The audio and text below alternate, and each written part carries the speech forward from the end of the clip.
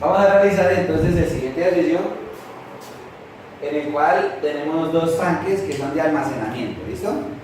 Al primer tanque llegan estas dos corrientes, que son M1 de T y M2 de T, y sale esa corriente aquí que es M3 de T, ¿listo?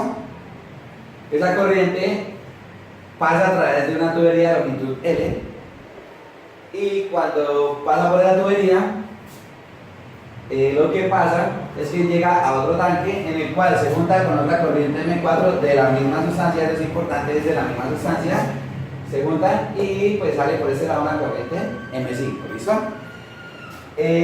La salida de los tanques no es por desborde. ¿Qué significa que no sea por desborde? Significa que la altura del fluido en los tanques no es constante, y por eso este tanque tiene una altura 1 y ese de aquí tiene una altura 2, ¿listo? ¿Qué pasa con ese ejercicio? Que nos piden modelarlo, ¿sí? O sea, cuando ustedes les dicen modelarlo, es sinónimo de que les digan que haga el ejercicio matemáticamente, ¿listo? O sea, plantear ecuaciones, mirar variables de entrada, mirar variables de salida, mirar variables a manipular, ¿sí? Entonces, vamos a hacer eso. Entonces, lo primero que hay que mirar es cuáles son las variables, digamos, de entrada, ¿sí? ¿Cuáles son sus variables de entrada? De las variables de entrada son M1, M2 y M4. Recuerden que las variables de entrada son las que no dependen del proceso. ¿Y las variables de salida cuáles son? M5. No. Yo tomaría como variable de salida H1, H2. H1 y H2 son variables de salida del proceso, ¿sí? Es que variables de salida no se deben confundir que entrada y salida es como los flujos, que lo que se va entrando es entrando, lo que sale es saliendo. No, recuerden que cuando hablamos de variables que son todo eso que está aquí en rojo, ¿sí? Entonces, variables de salida son H1 y H2, ¿listo? Porque H1 y H2 dependen del proceso, ¿listo? Entonces, tenemos variables de entrada, repitamos, M1, M2, M4, y variables de salida H1, H2 y M5, ¿listo? Eso sería. Bueno. Eso de las que están pintadas ahí, ¿listo? Porque hay otras variables que no están pintadas, pero que también hay que tener en cuenta, tal vez las necesitamos, son las aperturas de las válvulas. ¿Sí? Las aperturas de las válvulas también son variables que puede ser que las lleguen a necesitar, ¿listo? Vamos a leer el enunciado antes de empezar a hacer cualquier cosa. Recuerden que siempre tienen que leer el enunciado y mirar todas las consideraciones que les digo, ¿listo? Entonces lo primero que les dicen es: en la figura se muestra un sistema de tanques recolectadores usado para recuperar un líquido en un proceso de almacenamiento. Entonces hay que decir en esa frase que esos son tanques recolectores. ¿Para qué? Para almacenar un fluido que viene de un proceso. El hecho de que el fluido venga de un proceso, ¿qué significa? Que es difícil manipular esas válvulas. Bueno, si esas tuvieran válvulas todas, ahí sería complicado manipularlas porque modificaría el proceso anterior del que viene, ¿listo? Sin embargo, cuando ustedes les colocan una válvula es porque esta corriente, digamos que sí se puede manipular. En dado caso, esa corriente se podría manipular, ¿listo? Hay ejercicios donde no les dan ninguna válvula, entonces en ese caso les toca a ustedes mirar en dónde colocan la válvula, si en ambos lados, si solo en uno, y para eso el ejercicio les tienen que dar información, ¿listo? Y si no se puede modificar esas dos, entonces les toca jugársela con la variable de salida, ¿sí? Si esas dos vienen de un proceso importantísimo y ninguna de las dos se puede manipular, entonces les toca, no se puede modificar esa, entonces les toca con la variable de salida aquí de ese tanque que sería M3. Aunque M3 no es una variable de salida, no, es una variable intermedia. Yo digo de salida refiriéndome al tanque número 1, ¿listo? Ahora, sigamos leyendo. Para el proceso se tiene densidad del fluido, eso es un datico, simplemente le están dando la densidad del fluido, ¿listo? Eso es lo que se llamaría una propiedad, como un parámetro también. Los radios de los tanques y el ducto intermedio son, y les dan ahí los tres radios y el del ducto. Ese radio sirve para que calculen el área de la base de los tanques que van a necesitar durante el proceso de modelamiento. Y el radio del fluido también sirve porque lo va a manejar. El radio del fluido no, el radio de la tubería, perdón, también va a manejar en un momento, ¿listo? Ya les iré explicando esa parte. Se sabe que la distancia entre los tanques es de 15 metros, que es esta L que les dan acá. Cuando ustedes les dan esta L, es para considerar algo que se llama tiempo muerto. ¿Qué es el tiempo muerto? Imaginen que usted tiene una tubería, una manguera, y por esa manguera está circulando agua, ¿listo? ¿Qué vamos a hacer? Vamos a colocar una gota de tinte rojo en la entrada de la manguera. Pregunta, apenas ustedes colocaron la gota de tinte rojo en la entrada de la manguera, ¿salió el tinte rojo al otro extremo? No, toca esperar a que esa gotica de tinte le dé la vuelta a la manguera, y cuando le dé la vuelta a la manguera, ahí sí sale la manguera. O sea que transcurre un tiempo entre que la gotica está en la entrada de la manguera y pasa un tiempo hasta que sale la manguera. Ese tiempo que transcurre ahí se llama el tiempo muerto, ¿listo? ¿Por qué? Porque es un tiempo en el cual usted hizo la modificación, pero en el otro lado no se observa. Entonces, ese tiempo, imagínense que las dos punticas de la manguera, una está en una habitación y la otra está en otra habitación. Entonces, la persona que esté mirando en la salida no se da cuenta en qué momento adicionaron la gota de tinte. Le toca cerrar hasta que pase el tiempo y así va a observar. Pero se llama muerto porque el sistema no reacciona. Al momento que ustedes aplican la perturbación, el sistema no reacciona. Toca esperar un tiempo para que el sistema reaccione. ¿Hago entender? Entonces, eso se llama un tiempo muerto. Cuando les dan esas series es para que consideren tiempo muerto. ¿Listo?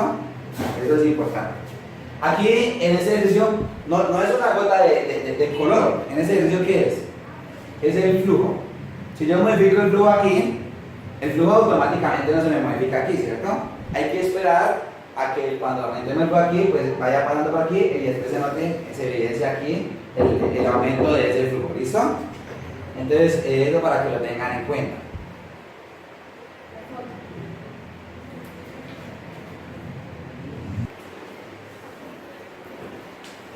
Siguiendo con lo que dice el ejercicio, el enunciado entonces dice que los flujos básicos de salida de tanque están dados por. Entonces allá le están dando los flujos de salida de cada tanque, o sea M3 y M5. Y ustedes se pueden dar cuenta de las ecuaciones que le dan enunciado que dependen de quién. De la altura, única y exclusivamente de la altura, no dependen de nadie más. ¿Sí? Entonces, para que lo tengan en cuenta. Listo. En ese sentido, las alturas estarían jugando un papel de variables intermedias. ¿Sí? Porque las alturas me están modificando estos flujos de salida. ¿Sí? Entonces, yo les dije al principio, no, las alturas son variables de salida, pero es que eso es lo que uno piensa solo al final del ejercicio. Y ese es un error. Por eso yo les digo que los enunciados hay que cogerlos y desglosarlos y mirar todo. O sea, aquí las alturas estarían siendo como variables de salida. Perdón, variables intermedias, ¿listo?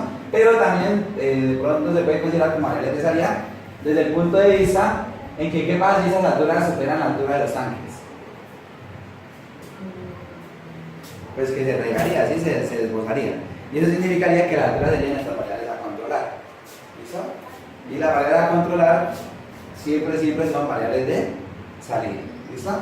Entonces, la parte de variables intermedias y variables de salida puede ser un poco confuso, pero digamos que las variables de salida, pues, digamos que son las que ya salen como tal del proceso, no como flechita, sino las que como que no modifican más, pero bueno, a veces las intermedias también se pueden considerar de salida.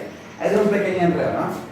Pero bueno, ahí ustedes me entienden lo que les quiero decir. A medida que vayamos haciendo ejercicios, eso se adquiere haciendo ejercicios, ¿sí? Esa parte de diferenciar bien las de salida, las intermedias y eso, se adquiere con los ejercicios. ¿Listo?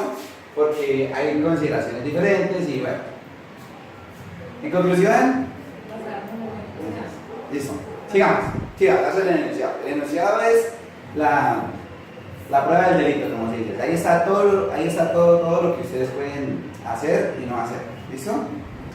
Bueno, entonces, para el modelamiento de esto, vamos aquí a considerar esa partecita del tiempo muerto. El tiempo muerto siempre es una dificultad para los estudiantes por la parte matemática. En realidad no es nada del otro mundo. Esta M3 que se la dieron ahí, vamos a colocarla aquí, ¿listo? O sea, M3 es el flujo justo en la salida del tanque. Y aquí hay un flujo que vamos a llamar M6, ¿listo? Uno pensaría que esos dos son iguales porque es la misma tubería, ¿no? Pero lo que pasa es que hay un tiempo muerto. Cuando se modifica el flujo aquí, automáticamente no se modifica este. Hay que esperar a que ese aumento transcurra el tiempo muerto y ahí se llegue a esta parte. ¿Listo? Entonces, eso para que lo tengan en cuenta. ¿Qué pasa cuando se modifica aquí? ¿Qué pasa, digamos, un estado dinámico en donde el flujo de aquí no es el mismo flujo de aquí? Pero ¿qué pasa cuando transcurre un tiempo? Pues que ese flujo M6 va a tener que ser el mismo M3, porque aquí no hay acumulación, ¿sí? O sea, el flujo en este lado tiene que ser el mismo en este lado, pero ya después de determinado tiempo, cuando se estabiliza el cambio que nosotros aplicamos acá. ¿Listo? Eso es. Bueno, cuando ustedes hablan de modelar el proceso, nos vamos directo, sin pensarlo dos veces, a lo que son los balances de masa y los balances de energía.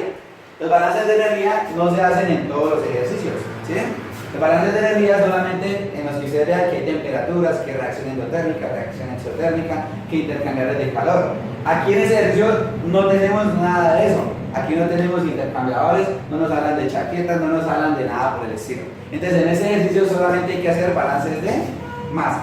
Para los balances de masa, recuerden, pueden hacer balance de masa global o balance de masa por componente. En este caso, solamente se puede hacer balances globales para cada tanque, porque aquí no hay varios componentes. Este es un solo componente, entonces no podemos decir balance para A, balance para B, balance para C. ¿Sí? Solamente hay un balance. Otra cosita, cuando ustedes hagan balance, el balance ustedes les enseñaron balances de masa, ¿cierto? Entonces tienen que verificar que las unidades de estos sean masa. En el enunciado les dan las masas les dan las unidades de masa, que son kilogramos por segundo. Kilogramos es una unidad de masa, por lo tanto aquí el balance se hace con estas M's. Hay veces que les dan F's de flujo y hay que mirar el enunciado para saber si ese F es caudal, o sea, volumen sobre tiempo, o si esa F es masa, flujo másico, que sería kilogramos sobre tiempo, bueno, unidades de masa sobre tiempo. La cuestión es que si a ustedes les dan flujos volumétricos, tienen que multiplicar por la densidad. La densidad casi siempre se cancela, al final queda un balance de F's, pero a ustedes no les enseñan a hacer balances de caudales. Los balances son balances de masa. Otra cosa es que después de hacer operaciones queda igualito a un balance de caudales. ¿Sí? O sea, si usted parte de un balance de caudales, en el parcial le bajan porque no hay ninguna teoría que diga que los caudales no se destruyen ni se crean, sino que se transforman ni nada por decirlo. En cambio, la masa sí, ¿no? La masa sí tiene el principio de conservación de la energía, de la masa, perdón.